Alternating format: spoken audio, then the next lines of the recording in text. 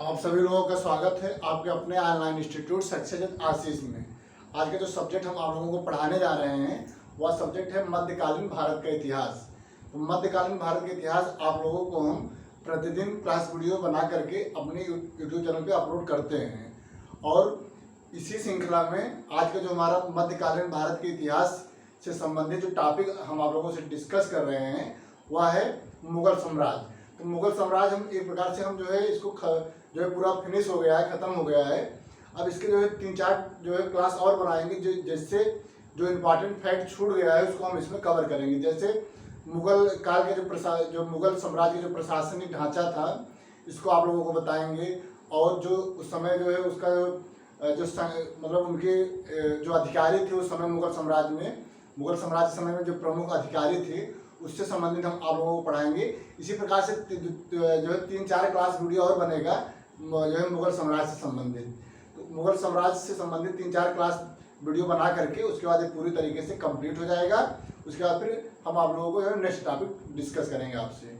तो इसी श्रृंखला में प्रतिदिन जो हम क्लास पढ़ाते हैं, इस श्रृंखला में जो आज का हमारा जो क्लास है मध्यकालीन भारत के इतिहास से संबंधित मुगल साम्राज्य के टॉपिक में जो आज का क्लास है वह क्लास है 27 क्लास में हम डिस्कस करेंगे मुगल साम्राज्य के प्रमुख अधिकारी, यानी मुगल साम्राज्य में कौन कौन से अधिकारी थे और उन अधिकारियों का क्या कार्य था, किस प्रकार से अपने कार्य का संचालन करते थे।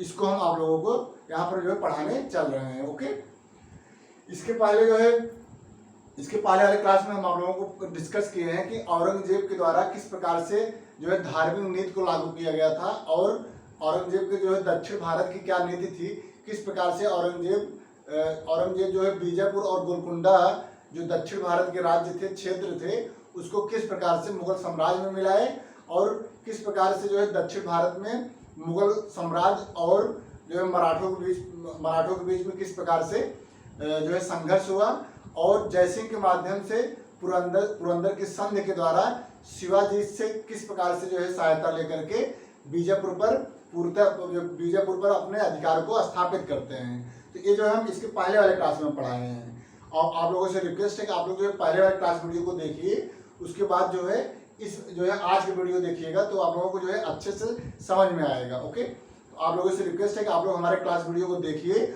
और यूट्यूब चैनल को सब्सक्राइब करके बगल में बेल आइकन है उसको प्रेस कर दीजिएगा, जिससे प्रत्येक दिन आप लोगों को जो है क्लास का जो हमारा क्लास वीडियो का नोटिफिकेशन है वह जो है समय समय से आप लोगों को मिलता रहे। ओके, चलिए आज क्लास हम प्रारंभ करने चल रहे हैं। एक बार पुनः आप सभी का आज की क्लास में हम स्वागत करते हैं और आज की क्लास हम प्रारंभ करने जा रहे हैं। ओके, तो मुगल साम्राज्य के प्रमुख अधिकारी, मुगल काल के जो मुगल साम्राज्य में जो प्रशासनिक ढांचा था तो वह था पहले जो है केंद्र था, यानी कि दिल्ली में जो मुगल सम्राट होते थे वह जो है केंद्र को नियंत्रित करते थे। ठीक है, तो इनका जो प्रशासनिक ढांचा था वह केंद्र था और केंद्र से जो है प्रांत में, और प्रांत को सूबा के नाम से जाना जाता था और प्रांत जो है सरकारों में बटा था, सरकार यानी जिला में। तो प्रांत जो है जिला में बटा था जिसे हम सरकार के नाम से जानते हैं, और जिला जो है परगना में बटा था और परगना जो है गाँव में बटा था।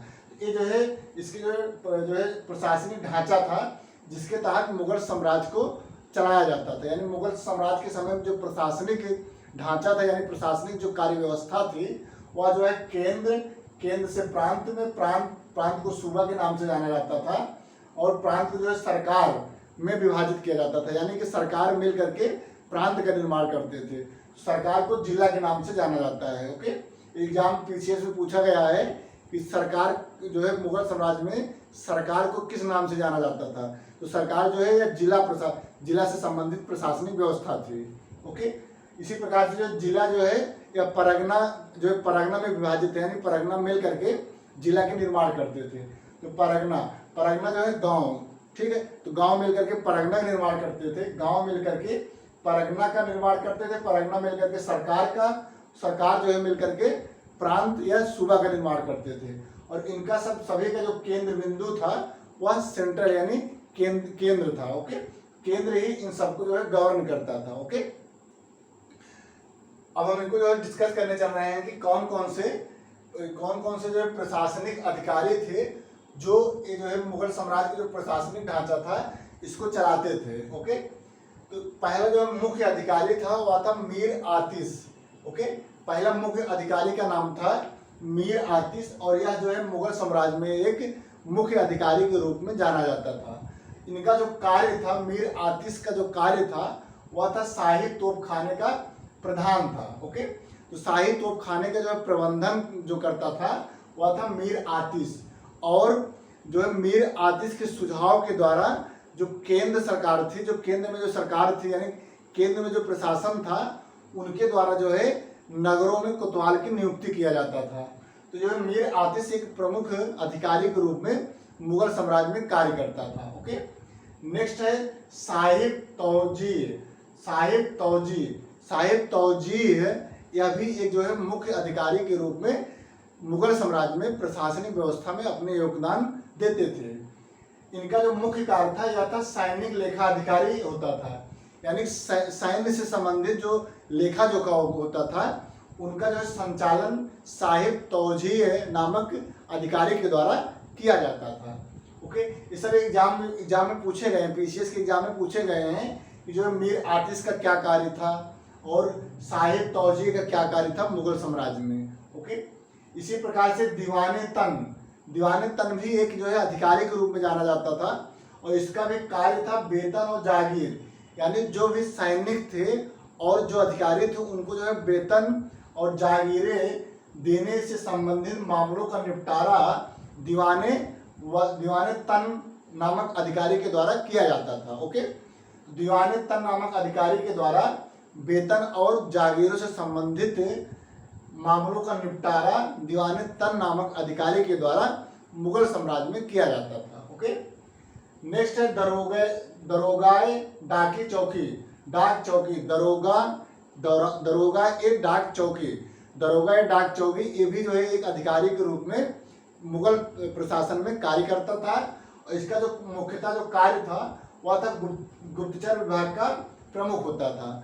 तो गुप्तचर विभाग का प्रमुख दरोगाए डाक चौकी के नाम से जाना जाता था, क्योंकि जो है मुगल साम्राज्य की जो सफलता थी भारत में, मुगल साम्राज्य के जो यहाँ पे जो आधिपत्य हुआ था, यानी कि यहाँ पे पूरे भारत में इनके जो है मुगल साम्राज्य की स्थापना हुआ और इनका वर्चस्व पूरे भारत पे स्थापित हुआ, तो कहीं न कहीं जो है गुप्तचर विभाग की बहुत बड़ा योगदान था।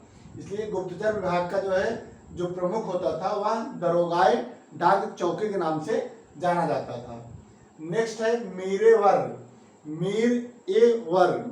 वर नामक अधिकारी, यह भी जो मुगल प्रशासन में कार्य करता था और इसका जो कार्य था वह था वन विभाग का अधीक्षक था। जो उस समय वन थे उन जो है वन विभाग का जो अधीक्षक था वह था मीर ए वर नामक अधिकारी के द्वारा वन विभाग को देखा जाता था। ओके, नेक्स्ट है मीर ए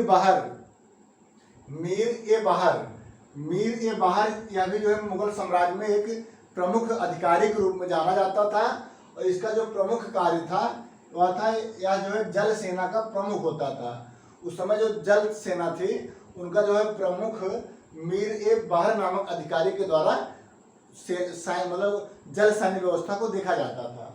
तो जल सेना का प्रबंधन मीर ए बहार नामक अधिकारी के द्वारा किया जाता था।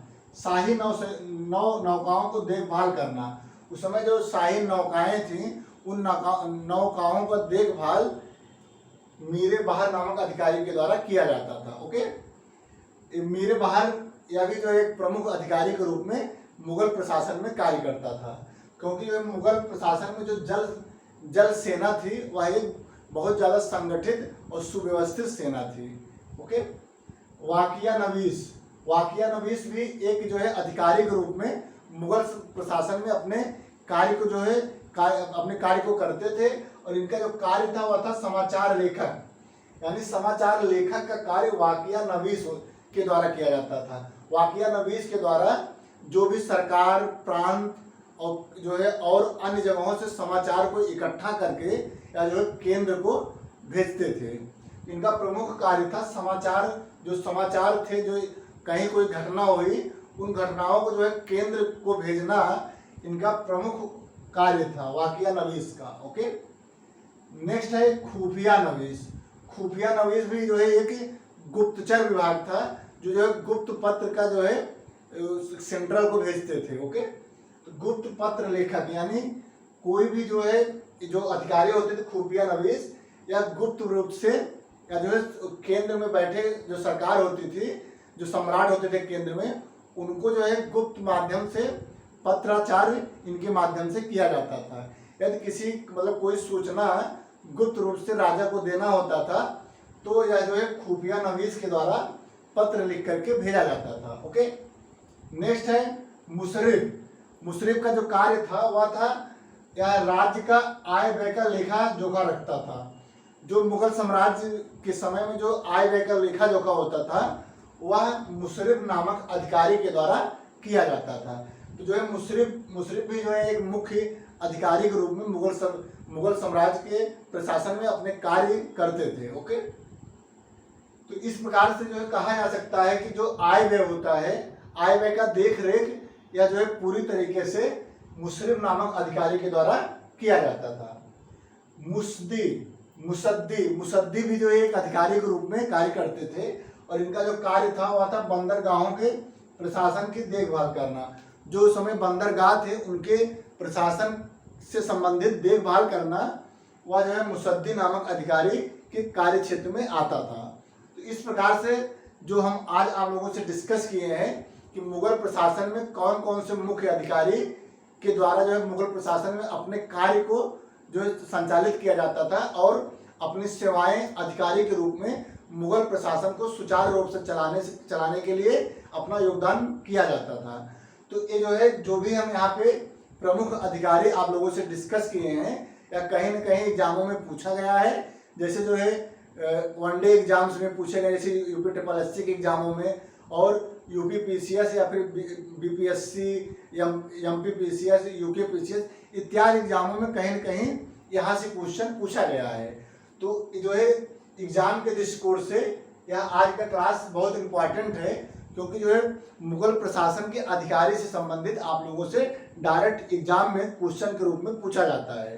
तो आप लोग जो है हमारे क्लास वीडियो को देखिए, वीडियो को देख करके इसको जो है एक नोट्स बनाइए और इसको याद करिए, क्योंकि ये जो है एग्जाम के दृष्टिकोण से इम्पॉर्टेंट है। ओके, इसी प्रकार से हम अगले क्लास में हम डिस्कस करेंगे जो मुगल प्रशासन से संबंधित और जो मुख्य टॉपिक होगा उसको हम आप लोगों को अगले क्लास में डिस्कस करेंगे। जिसे जो है मुगल प्रशासन में जो चित्रकला थी उससे संबंधित हमारा अगला क्लास होगा। इसी प्रकार से जो इनके मुगल साम्राज्य में जो संगीत का जो विकास हुआ इसको भी हम आप लोगों से डिस्कस करेंगे। तो इसी प्रकार से हम 3-4 क्लास में मुगल प्रशासन को पूरी तरीके से आप लोगों को जो है कंप्लीट करा देंगे और इसके आगे फिर एक नया सब्जेक्ट हम आप लोगों को पढ़ाएंगे। ओके, तो आप लोग जो है प्लीज़ हमारे क्लास वीडियो को देखिए, वीडियो को देख करके वीडियो को आप लोग शेयर करिए और हमारे यूट्यूब चैनल को सब्सक्राइब करके बगल में बेल आइकन है उसको प्रेस कर दीजिए, जिससे हमारे प्रत्येक क्लास का जो है नोटिफिकेशन है वह जो है आप लोगों को समय समय से मिलता रहे। ओके, तो आज क्लास में इतना ही। बहुत बहुत धन्यवाद। Thank you so much.